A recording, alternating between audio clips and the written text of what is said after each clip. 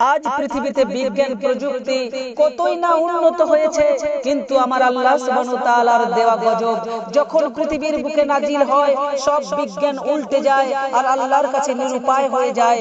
তাই তো কবি এম এ রৌফ ছন্দের ভাষায় বলছে কি, বিজ্ঞান প্রযুক্তি কতই না কি উন্নত হয়েছে, আল্লাহর দেওয়া আগুনের কাছে হার মানিছে। প্লেনে করে নদীর পানি আগুনে মারে, আগুনের ফুলকি তখন হাওয়াতে ওড়ে। তো ওই আমেরিকাবাসী প্লেনে করে ওই আগুন নেভানোর জন্য পানি তুলে নিয়ে গিয়ে ওই আগুনের দাবানলের আগুনে যখন মারে, আগুন যেন মনে করছে তেলে যেন পানি নয় তেল দিচ্ছে, আরো আগুন ফুলকি আরো জোরে জোরে চলছে। তাই তো কবি এম এ রৌফ বলছে কি, বিজ্ঞান প্রযুক্তি কতই না কি উন্নত হয়েছে, আল্লাহর দেওয়া আগুনের কাছে হার মানিছে।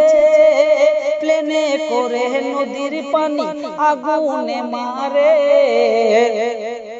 আগুনের ফুলকি তখন হাওয়াতে ওড়ে।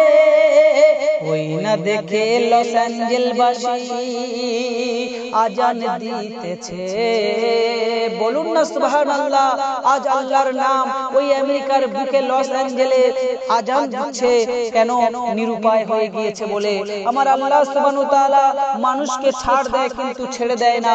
তাই তো কবি এম এ রৌফ ছন্দের ভাষায় বলছে, ওই না দেখে লস অ্যাঞ্জেলবাসী আজান দিতেছে, দাবানলে ওই না দেশ ধ্বংস হইছে।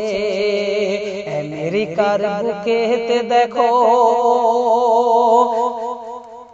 কি গজব নেমেছে, দাবানলে ওই না দেশ ধ্বংস হইছে।